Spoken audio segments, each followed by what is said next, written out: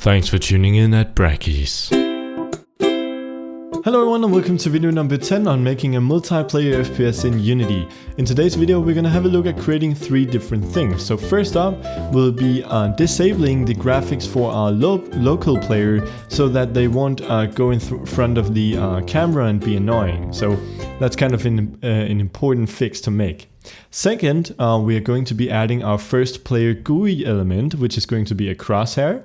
And third, we are going to be removing the warnings that has been displaying in the console since we last updated Unity. So the version of Unity that I'm going to be using today is 5.3.1. And at the end of this tutorial, we should be warning free. So that's awesome. Another thing that's awesome is that this is already video number 10. I'm really enjoying making this series. I hope you're enjoying watching it too. If you are, you know what to do. So let's jump right into today's video. Cool.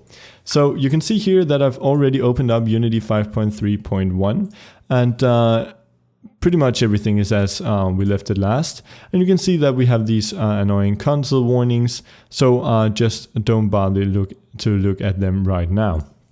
What we are going to bring our attention to at first is the disabling of this annoying graphic here. So when we go and host this, you can see that our player graphics are in the game, which is great, but we can also see them for our local player, which is kind of not so great. So we want to kind of disable these. And the method that I want to be using in order to do this is by using the built-in culling mask functionality of the Unity camera. So if we go under our player here and go to the camera object, you can see that there's a property here called culling mask, and it's currently set to everything. What this allows us to do is we can add a layer and add certain game objects to that layer and then uncheck that layer from this list, and then it won't be drawn. Simply, none of the shadows will be drawn, none of the graphics or particles, anything on that layer won't be drawn. So that's really, really easy to do, and it's going to function quite well. So let's start by adding a new layer. So simply go to add layer here, and the layer that we want to add, we're simply going to call it don't draw. It's very easy. Make sure you spell this correctly throughout the tutorial. That's very important, of course. Then we can go to the camera, go under the culling mask and simply disable don't draw, and now everything's going to draw except what is on the don't draw layer. You can of course also disable other stuff here too. Great. So what we then need to do is, you might think, well, let's go under the graphics and change the layer here to don't draw.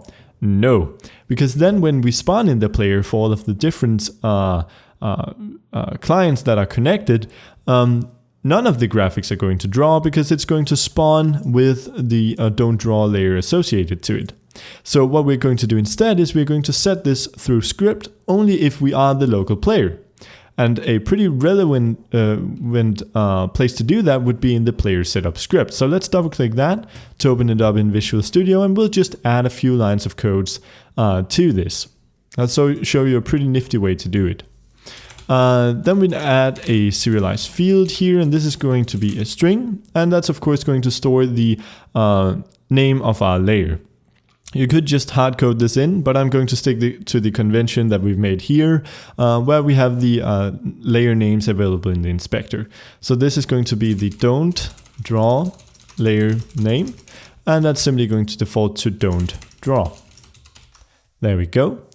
And next up, I simply want a slot here, serialized field, which is going to be a game object, and this is going to be a reference to our player graphics. So player graphics. There we go. Then in the start method, you can see that we check if we are not the local player. Well, then we want to disable some components that we only want to, the local player to have enabled, such as movement. But this is quite the opposite. So we go down into the else statement here, where we disable our scene camera. And just below that, we can disable player graphics for local player. And the way that we do this is by making a method ourselves, which is going to be the set layer recursively. So we're going to add this in recursively. I think that's how you spell it. And it's going to we're going to pass in our player graphics and the layer. But we're going to pass in the layer as an integer. So to convert it, we go to layer mask dot name to layer. That will take in the string and find it and return the index as an integer. So we simply pass in here the don't draw layer name and close that off and a semicolon. So we haven't actually created this method yet, but it's very, very easy and handy. So this is the first recursive function that we've made. And what is a recursive method? I don't want to go into too much technicality with this, but basically we're making a method that is calling itself. So we are making a self-referring method. And that sounds very scary. And you definitely have to be careful, because if you can very easily get into an infinite loop, and if you do that inside, let's say, the update method, well then the next frame is never going to be reached, and therefore your game is going to crash. So recursive methods are definitely dangerous, but just think about them very hard before you actually implement them in a game, or at least test them out. So we're going to make a void method here, and it's simply going to be called setLayer recursively. There we go. And it's going to take in the game object, and then the layer, which is going to be an integer, and that's going to be the new layer here. So what this method will do is it will, of course, change the layer of the object that we've set here, but it will also change the layer of all of the child objects, because Unity doesn't actually have a good way of doing this, and that's why we are making this method. So what we first want to do is change the object layer here. So simply say obj.layer equals new layer. Then we want to loop through all of the different child objects and do the same for those. So we're going to say for each, and then we're going to say transform. We're going to call it child in obj.transform. So that's going to go through all of our different child objects and refer to them as child. And you might be thinking, well, then we simply say child.gameObject.layer equals new layer. And that's fine if you only want to loop through all of the different children and set them equal to a new layer. This is not a recursive method, and the problem with this is that it won't affect children of children or children further down the hierarchy. So this will only go through the first children that it finds. And that's a problem because we wanted to change all of the stuff under our graphics object. So what we do instead, and some of you might have figured this out, is we call the setLayer recursively function. So we call the method inside the method, and we pass in child.gameObject, and again just the new layer. So the first time that we go through this, it takes the player graphics, calls it an object, sets it equal to the layer that we've passed in here. Then it goes through all of the children of the player graphics object and it calls the same method here. So for the first child, it's going to set the layer, and it's going to look at all of those children and do the same. And you can see it very quickly branches out through the hierarchy. So if you have a lot of different nested objects, this is going to require a lot of processing. So it might not be the cheapest method, but it's going to work just fine for our purposes, because we are only doing this in the start method, and frankly, we don't have that many game objects. So that's going to be just fine, and that's basically all we needed to do, I think. So let's jump back into Unity here, and you can see that I'm getting some weird errors here, and I think you can just ignore those. Those are errors from Unity. So now if we simply hit play, I think we should be able to try this out. So let's go and do LAN host. And no, of course, we forgot to reference the player graphics here. So expand that prefab, go under camera, and drag that in there. Excuse me, I'm just going to have a sip of water here. And we can keep going. Good. So make sure you reference the camera and that this layer name is correct. And let's try this again. So hit play, LAN host, and something is not working. Let's go through here and see. Okay, so these aren't actually being set. For some reason, Unity is throwing a bunch of errors here, and I'm kind of afraid that that's the reason that this is not working. So you know what I'm going to do? I'm just going to quickly restart Unity here, and I will be right back with you. So just give me 1 second, and I'll be back. Okay, so I've looked a bit around here and also done some searching on the internet, and I actually found out what was wrong with our game. So the reason for these errors is something that has been wrong with the Unity editor for a little while now, concerning certain particle systems that are set up.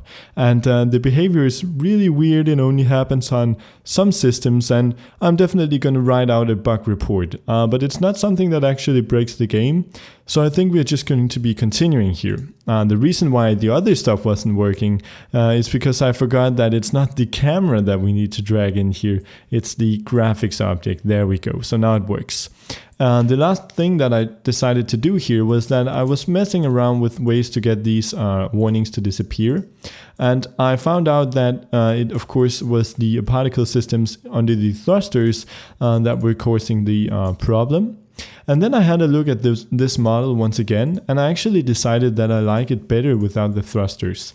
I kind of like the way it looks here, just as this round ball thing. So that's what I'm going to be going for now, at least until Unity fixes this error. If you want me to look into this more, I can of course do so, and then I suggest you leave a comment or go to the forums, and they'll definitely help you out. But it's not something that we have time for to look more into in this video, and frankly not something that I might be able to solve if it's a deep problem within Unity. So I'm just going to be disabling those now, and you can disable the particle systems or try and mess around with them. There's plenty of information on this on the forum if you're getting the same warnings or errors. Cool. So I'm just going to hit apply on this guy now and delete him. And we should be seeing this working. So if we go under LAN host, you can see. And then of course it doesn't, so wait, I must have screwed something up. If we go into the camera here, yeah, of course, uncheck the don't draw there. I believe I checked that back on when experimenting. So now you can see that everything is drawing in the scene, and this is how it will appear to other players, but inside of the local view here, you see nothing. Nothing is obstructing the camera, and you can see that the shadow is also gone now, which I kind of like. So that was actually fairly easy. At some point we might make a separate method for drawing the gun if, say, you don't want the shadow down here, or in order to fix clipping issues like these. It's not too bad with this gun, but it might get worse with others, and we'll maybe have a look at that at some other point, but that's going to be fine for now. So on to point 2 of this video, which was making the crosshair. So let's start by actually making the asset. I'm going to be using Photoshop for this.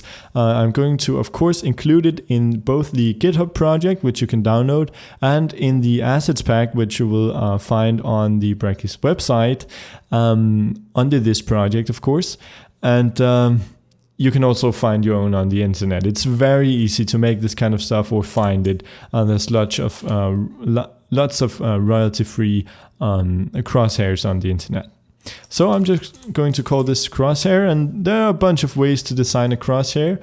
First off, double click on the background, rename this BG, and let's fill that out with a gray color. And yeah, let's just quickly add something in here. So let's go under the ellipse tool here, and let's set the radius here to something like 10 pixels. The color is going to be white. Let's try and drag something out here. I'm also going to, whoops, I want that to still be there, but drag down some guidelines so we can find the center of our canvas. And that looks actually kind of decent. Might need to move that in a bit, or simply scale that in here so that we have room for a stroke around it later. It's actually too much scaling. There we go. I'm simply going to duplicate this and move it over here. Also select these two duplicate them again, I'm using Control J to duplicate them and simply rotate them around here. In order to rotate them, I'm using Shift. Or first off, I press Control T to bring up the transform controls, and then Shift and rotate. So that's kind of how I was doing that. And this looks very decent, except that we have a off by 1 pixel here. So I think that we are going to give this canvas 1 more pixel to work with. I know that this is kind of forbidden, but it's going to be good. Don't worry. So there we go. And that kind of introduced some artifacting, so let's do that. Let's find the different pieces here. That's that one. We're going to move that one over. These are of course not correct anymore, so that's the center there, and that's the center there, and this is already looking better. So now we can take the bottom one and move that down, and for some reason this is still looking kind of wrong. Can't quite put a finger on what it is. Something is still off here, so it might be the bottom crosshair that we need to move up actually. Yeah, that was what was wrong. We can take, yeah, so this whole thing is not going to be exactly centered on the image, but that's all right because now we're going to be adding a stroke. So let's just add a group for these. Just call this crosshair. Add all of these to the crosshair group and double click on that, go under stroke, and I'm just going to add a simple black stroke here. That's going to be fine. And this already looks kind of decent, so that's cool. We can of course just crop this image to fit. There we go. So hide the guidelines, pressing Control H, hide the background, and let's save this. So I'm just going to save mine under projects, multiplayer FPS assets, and then make a folder called GUI. And let's save it just as a crosshair here. Remember, you can save Photoshop files directly into Unity and it's going to work just fine. So we have the crosshair here. Let's change the texture type to sprite and UI. And let's hit True Color, Bilinear, Apply. Cool. So now we can go inside of the hierarchy, right click, go under UI, then select Image, go under the canvas, make sure you select Pixel Perfect. Go back to the image, reset that. We can focus in on this, change to 2D mode. So we've reset that. You can also center it by holding down Alt and clicking here. And then we want to set the native size after we've dragged in the crosshair there. So drag in the crosshair, hit select native size. And you might be thinking that this is a bit too big. So what we can do is simply scale this down. So we can go under the image size and we can bump this down to whatever you would like to. So I'm trying 24, something like that. Hit set native size, and I actually think this looks pretty damn good. So let's try and hit play here. Go into LAN host, and you can see just how that looks. This might actually be a bit too large for me. So what we can do instead is we can take some of these, simply scale them down a bit. So there we go. There we go. And I'm not going to be spending forever on this. You might want to correct it so that this is actually a complete square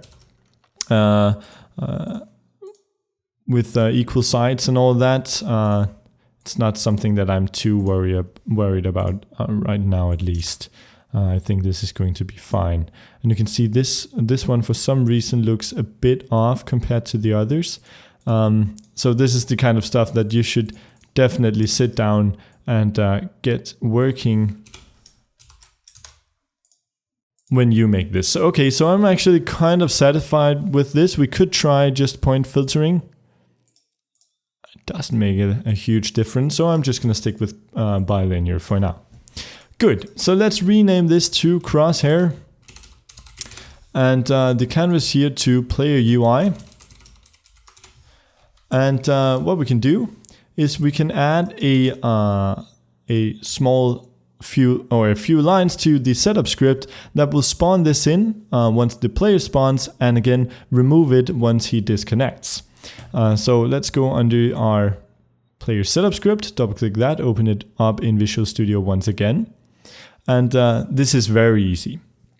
What we're going to do here is add a new field, serialized field, and this is going to be a game object, and it's going to store the player UI prefab.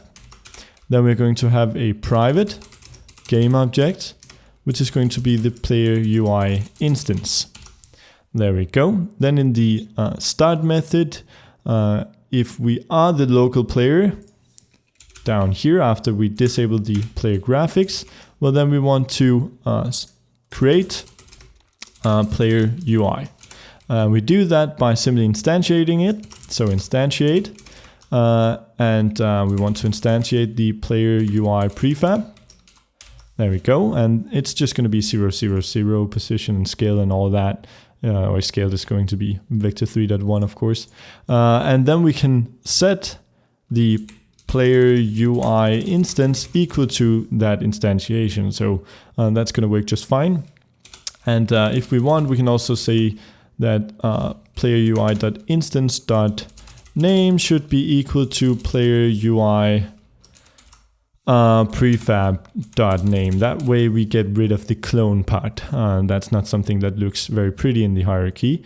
And then down here on disable, when we are cleaning up, re-enabling the scene camera and unregistering the player, we can also, of course, destroy the player UI again. So we're simply going to say player or destroy player UI instance.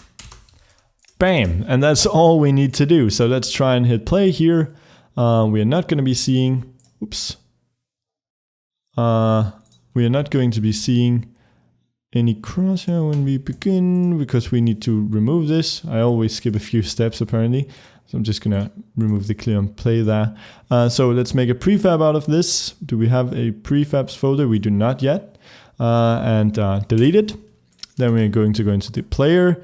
And there's going to be a new field under the player setup where we can drag in our player UI.